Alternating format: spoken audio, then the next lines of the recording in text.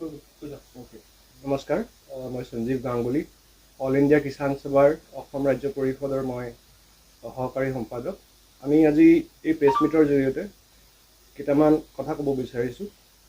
এই কথাবিলাক বৰ গুৰুত্বপূৰ্ণ বুলি ভাবোঁ আমি। প্ৰথমতে হ'ল আমাৰ কৰ্ণেল ছফিয়া কুৰেশ্বি, যিগৰাকী মহিলাই আমাৰ যিটো ভাৰতৰ সৈন্য আক্ৰমণ কৰিছিলে পাকিস্তানৰ ওপৰত, তেখেত আছিলে আমাৰ প্ৰেছ কনফাৰেন্সৰ জৰিয়তে। সেইগৰাকী মহিলাৰ সম্পৰ্কে মধ্যপ্ৰদেশৰ এজন মন্ত্ৰী, ছিনিয়ৰ মন্ত্ৰী বিজয় চায়ে যি মন্তব্য কৰিছে, সন্ত্ৰাসবাদীৰ ভগ্নী বুলি তেখেতক কৈছে, এই মন্তব্য অতি জঘন্য। ইয়াৰ বিৰুদ্ধে ডেফিনেটলি ভাৰতীয় জনতা পাৰ্টীয়ে এটা শাস্তিমূলক ব্যৱস্থা ল'ব লাগে। আমি ইতিমধ্যে গম পাইছোঁ যে কোৰ্টে FIR নিৰ্দেশ দিছে, কিন্তু সিমানেই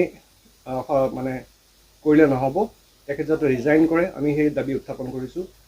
আৰু এই মন্তব্য বিশেষকৈ এটা সাম্প্ৰদায়িক মন্তব্য, মহিলা বিৰোধী, বিভাজনকাৰী আৰু মহিলা বিৰোধী মন্তব্য হয়।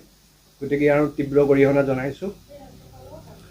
তাৰ লগতে আমি আৰু এটা কথা ইতিমধ্যে গম পাইছোঁ, সকলোৱে গম পাইছে চাগে, যে গুৱাহাটী ক্লাবত লক্ষীনাথ বেজবৰুৱাৰ মূৰ্তি চৰকাৰে নিৰ্মাণাধীন ফ্লাইঅভাৰৰ কাৰণে ডেভেলপমেণ্টৰ নামত তাক আঁতৰাই দিছে। অতি গৰিহণাযোগ্য।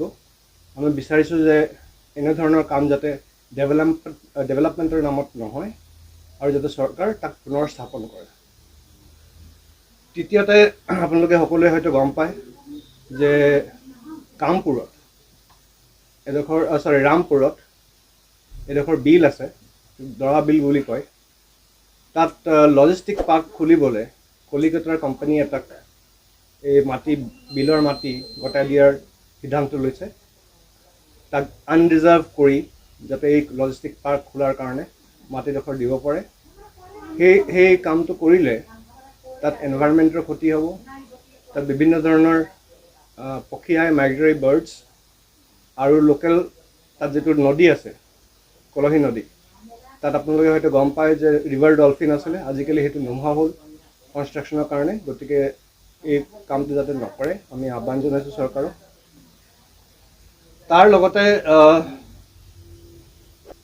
মোটামুটি সকলোৱে চাগে ইতিমধ্যে গম পায় যে মাৰ্টিনা টুডু বুলি আমাৰ অসমৰ জীয়ৰী MBBS উত্তীৰ্ণ হৈছে।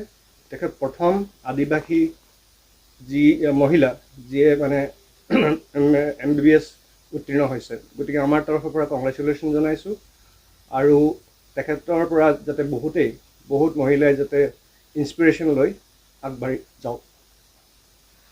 লাষ্ট, লিডুৰ শংকৰদেৱ বিদ্যালয়ত এটা ভেণ্ডেলিজমৰ ঘটনা ঘটিছে, যিটো আমাৰ দাবী যে প্ৰশাসন আৰু আৰক্ষীয়ে যাতে ইয়াৰ উচিত তদন্ত কৰে আৰু দোষীসকলক অতি শীঘ্ৰে যাতে শাস্তি প্ৰদান কৰে।